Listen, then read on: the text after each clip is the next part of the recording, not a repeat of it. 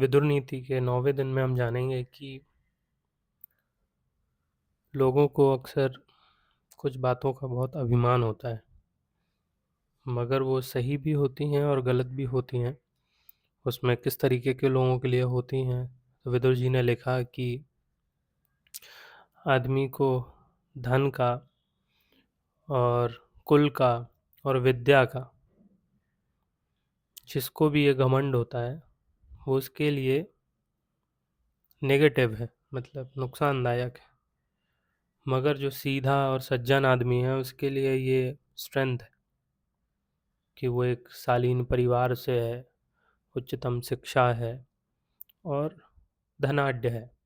मगर चूंकि वो सज्जन है तो उस पे वो चीज़ें कैटलिस्ट की तरह काम करती हैं, आगे बढ़ाने के लिए काम करती हैं। जैसे पुराने टाइम में एक कहावत कही जाती थी कि पूत कपूत तो का धन संचय, पूत सपूत तो का धन संचय। कि अगर पुत्र अच्छा बेटा है, मतलब अच्छा पुत्र है, जो बात सुनता है, नशा नहीं करता, किसी को परेशान नहीं करता, तो उसके लिए आपको धन संचय करने की ज़रूरत नहीं है, क्योंकि वो कमा लेगा।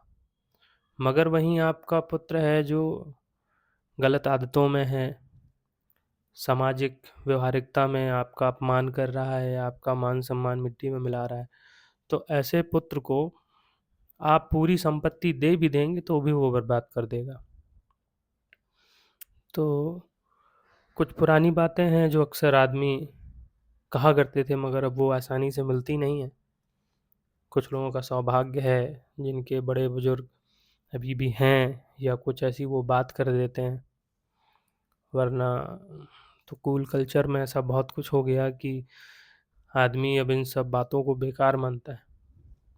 मगर उतनी ही ज़रूरी गहरी बातें हैं जो एक बेहतर आदमी बनने में बहुत सहायक होती हैं। तो अगर आपको लगता है कि आपके पास वैभव है या धन संपत्ति है, तो आपसे ऊंचा कोई होगा जिसके पास आपसे भी ज़्यादा होगा। यदि आपको लगता है कि आपके पास बहुत ज़्यादा विद्या है या बहुत बौद्धिक स्तर आपका ऊंचा है, तो आपको उससे ऊंचा कोई ना कोई मिलेगा। मतलब यदि आपको उस चीज़ का घमंड है, क्योंकि वो आपकी बातों में, आपके काम करने के तरीके में झलकेगा। और जब झलकेगा तो कोई ना कोई उसे पकड़ेगा और कोई ना कोई ऐसा बेहतर होगा जो आपको जवाब देगा, मगर वो इतना सटल तरीके से होगा कि आपको आंसर मिल भी जाएगा और अगला समझा भी देगा।